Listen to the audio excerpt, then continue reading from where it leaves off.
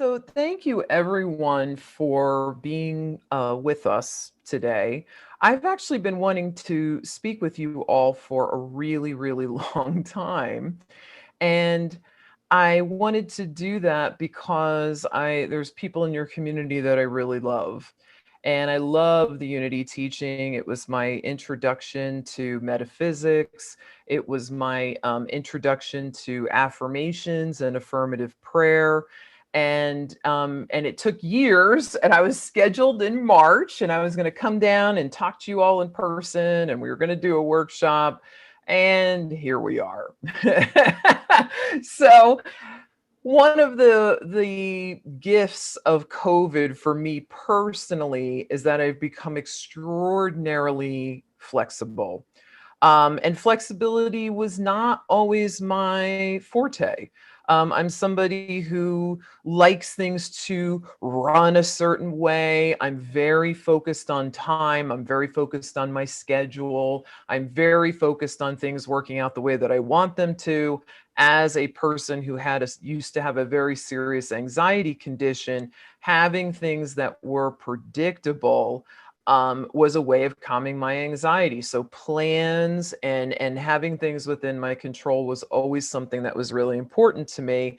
But I have changed and I have grown and I've been able to move with the flow in a way I actually really didn't know was possible. So I am really, really excited to be with you all from my home in Montclair, New Jersey, and really looking forward to a time when we will be able to be in each other's presence once again.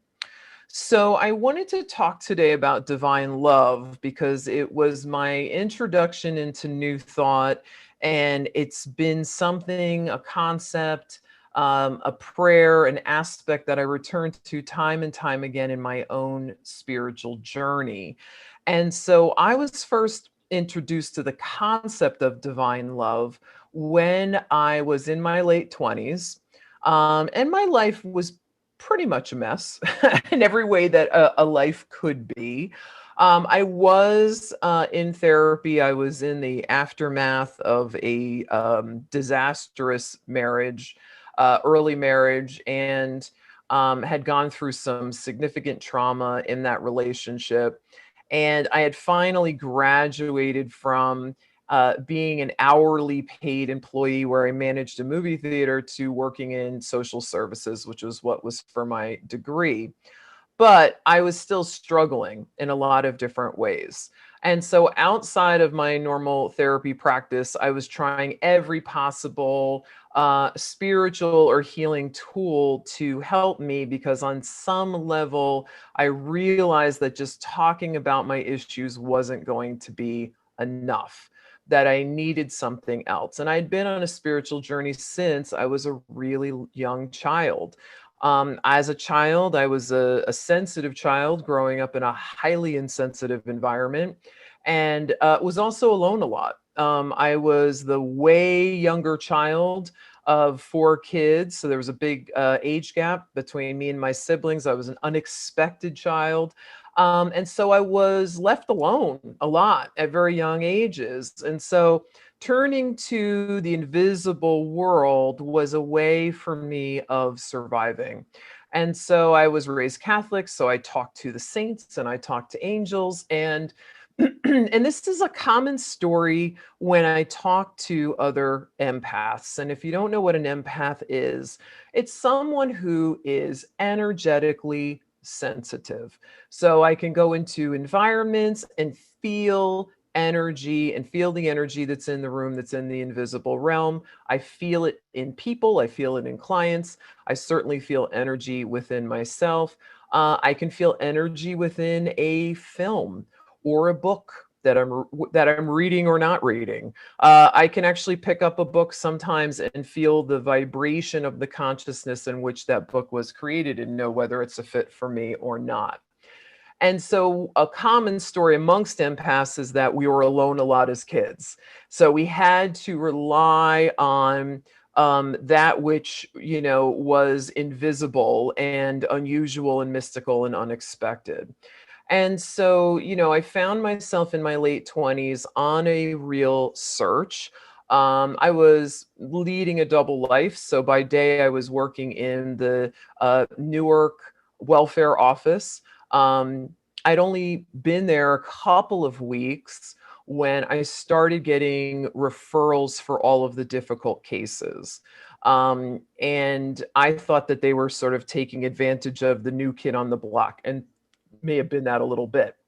But it was clear that my coworkers recognized that when people had seen me, that they felt better afterwards. And, we've had a lot of really scary experiences. All of us had been threatened to some degree. It was a very, very, very dangerous environment to be working in. And so they started calling me the peacemaker. They started referring these difficult people to me.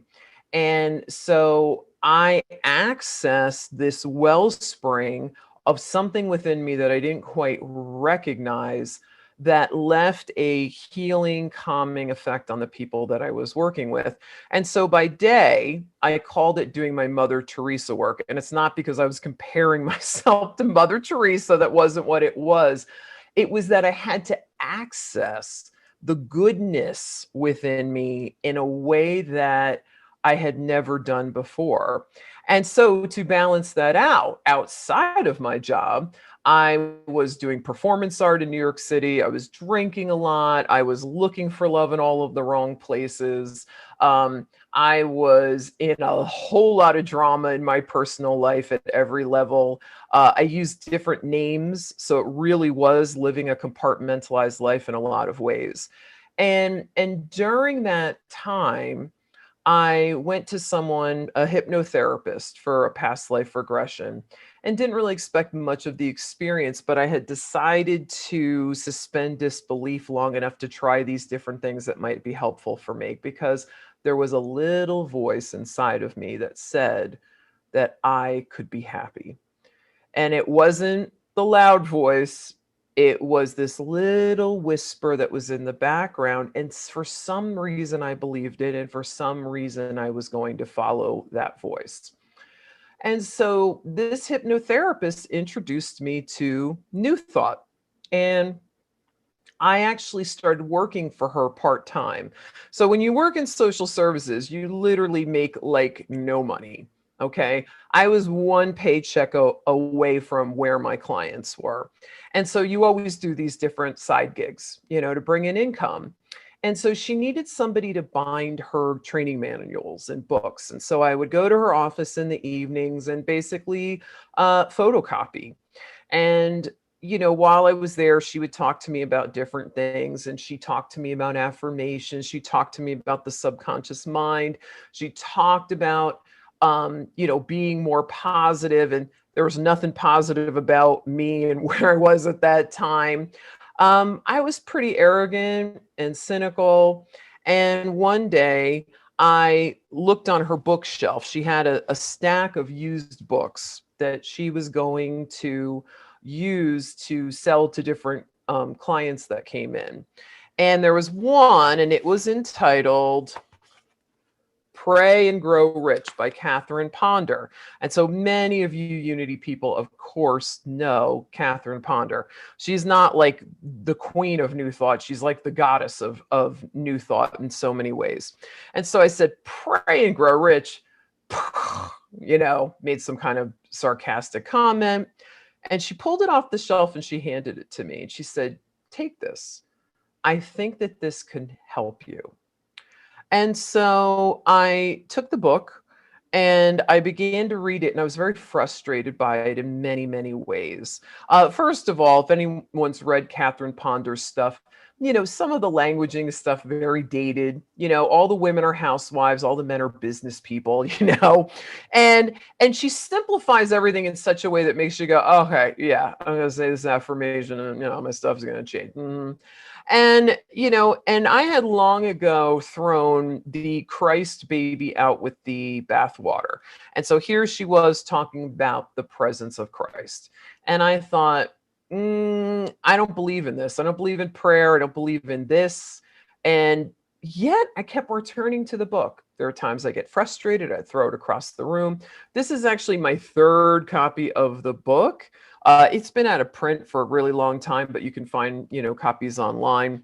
The other two are so dog-eared and pages falling out that about every, 5 or 6 years or so, I track down another copy of it, and I just got another one. This one's in great condition. So in this book, she introduced the concept of divine love. Now, up until this point, love hadn't been a safe thing for me. Love had disappointed me, love had broken my heart, love had left me with devoid of having my needs met. Love had made me feel needy and desperate. Love had left me and left me alone and broken in many ways. And here she's talking about this concept of this divine, perfect love, something that is beyond ego, that's not filtered through the human experience, that's not filtered through the body. And it it was so foreign to me. And yet I started to affirm these affirmations that she had about love. So I'm going to share with you a couple of them from the book. Divine love is doing its perfect work in this situation now for the good of all concerned. I memorized this and I literally would repeat it over and over and over and over again while I was at work. Divine love goes before me and prepares the way. I call on divine love to work any miracles that needs working in this experience. And this is just a couple of them. So as I was memorizing and using this divine love, something happened and my spiritual journey stopped being one of method and being in my head and doing the right things and saying the right incantations and going to the right workshops. All of a sudden my heart broke open and I felt the unconditional love that we are made out of, that we are swimming in a sea of. And so often we are like that fish that's looking for water, right? The water is within the fish, it's breathing the water, it is swimming in a sea of the water, and it does not know the water is there. And so that veil was parted. And when that veil was parted, then everything in my life changed after that, because I realized that me, broken, depressed, on psychiatric medications, lost in the wilderness, aching to be loved, was already loved. That even in all of my faults and mistakes, real or imagined, that I was loved for exactly who I was, and that I was known. That I was known as deeply as anything could ever know me. That I was known more deeply than I even knew myself. And that was the break from where I had been living. All of a sudden, everything else felt shallow and meaningless. I started making a lot of big, dramatic changes in my life. Within a year or two, I began what became a very quiet, introspective time of contemplation. Up until then, I'd been living a very extroverted life, and I'm not an extrovert. But it was like all of those opportunities, relationships, places I partied at, all of it shut down all at the same time. And so I was being forced to go within. And as I went within, I started my spiritual healing and energy healing journey in a very, very profound way. And I lived in that time of moving through prayer and meditation, moving through spiritual books and literature, learning tapping, learning EFT. And what I found was that I needed both aspects of the healing journey. I needed the spiritual journey. I needed that. Of course, I needed that. It's where transformation came from. And yet I knew and recognized that transformation worked better when the humanness was being taken care of as well. So I gave up sugar, I gave up artificial sweeteners.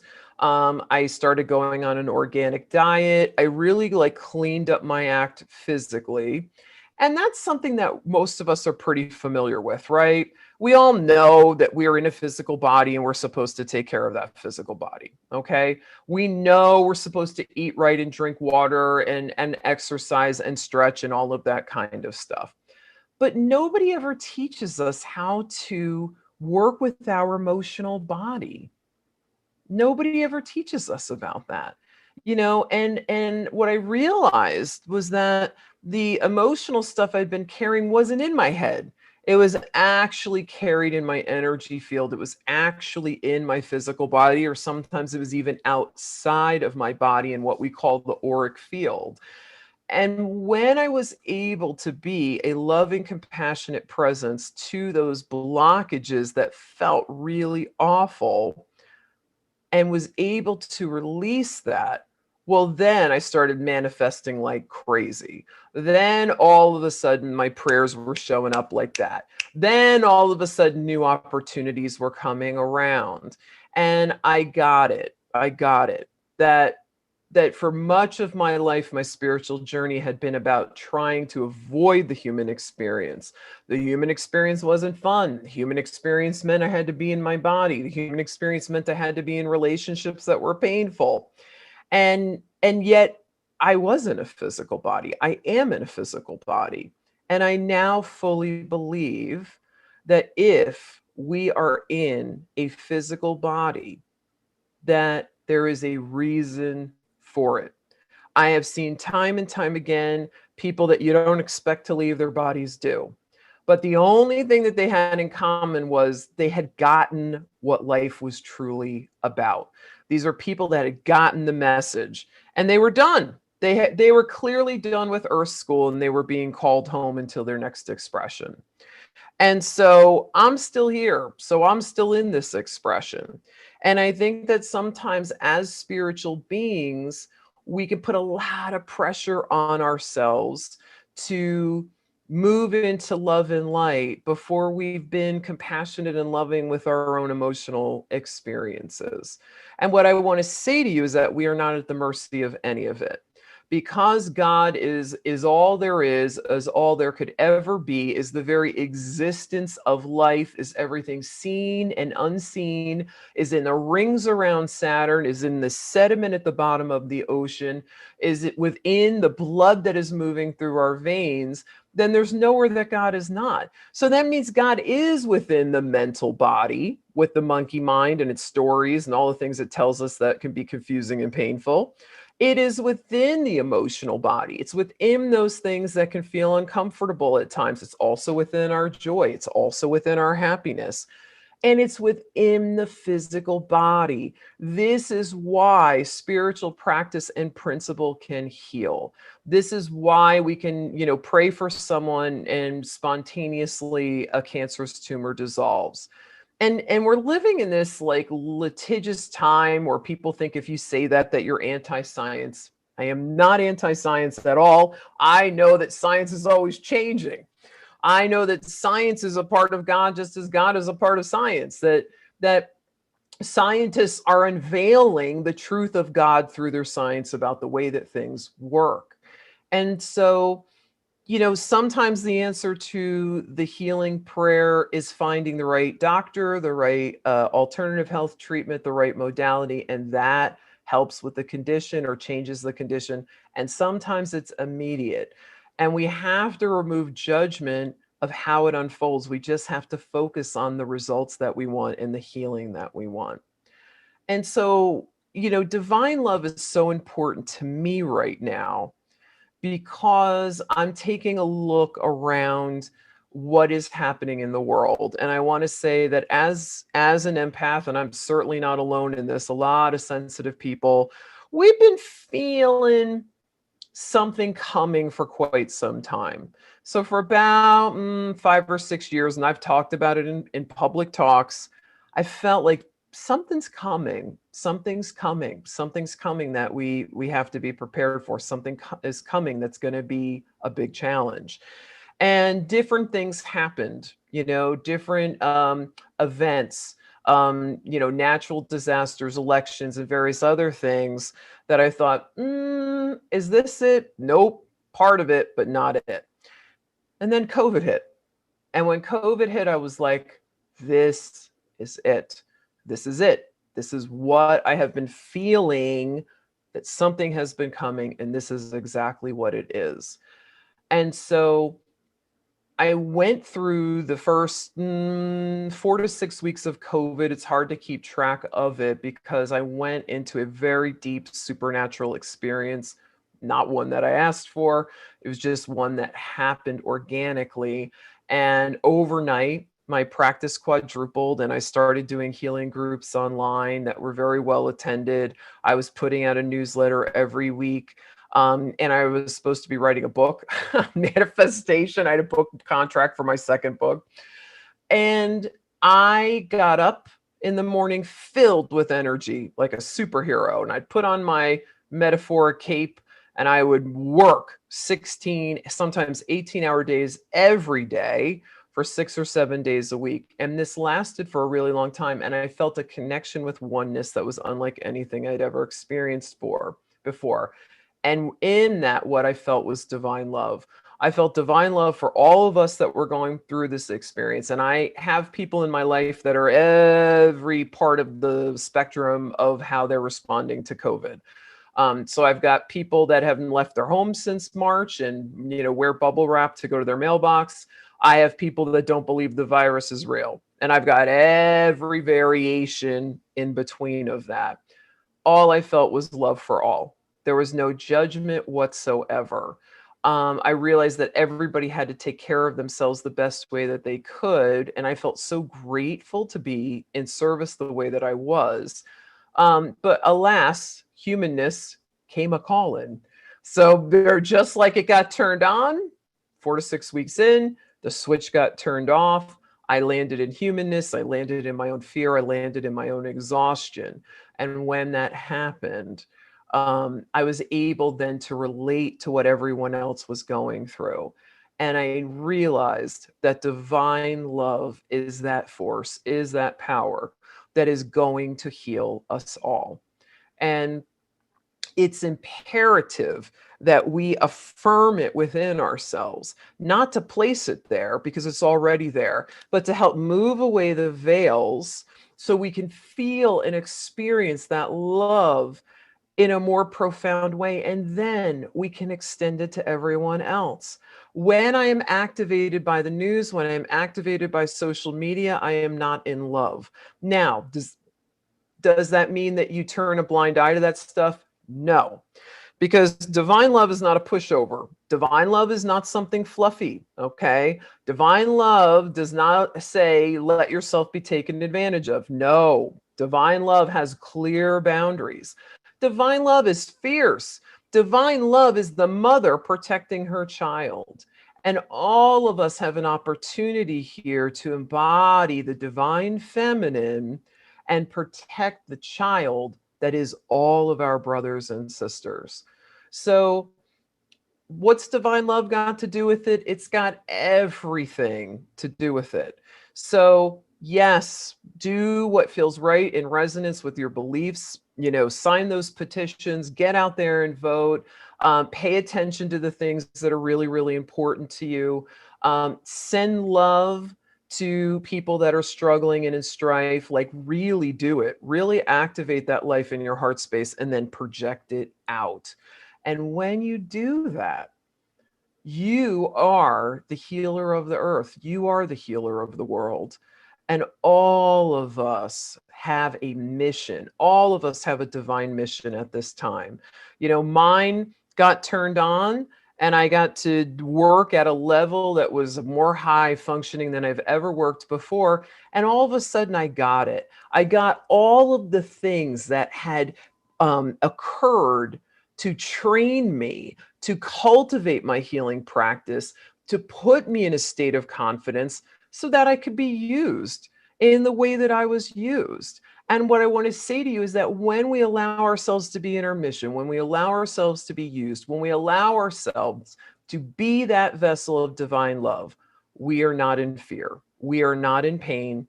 We are not in scarcity, okay? Because we are connected to everything, and a level of trust that comes up is profound. And I've been able to surrender into that force more than ever before. And so, what I want to just say to all of you is just as available for every single one of you as it is for me. There's nothing special about me. I'm just somebody who works my tools. So, please affirm divine love and affirm that you are a vessel of divine love and allow yourself to project that out to the world, because big changes are going to be happening, and we have this opportunity to be the architects of a whole new way of living. And who better than those of us that are visionaries, and those of us that believe in compassion, that those of us that believe in possibility. It's imperative that we allow ourselves to be used for the greater good. So I thank you so much for having me be here with you all. I send great love to you all. Please join us tomorrow night. I'm telling you, you will not be disappointed. You won't be bored. Okay, you will not be bored. This will not be a boring class. We are going to learn some good things. We're going to do some incredible practices together. And the more centered and grounded and calm you are, the more you're able to feel divine love, the more you're able to project that out to the world. So thank you, everyone.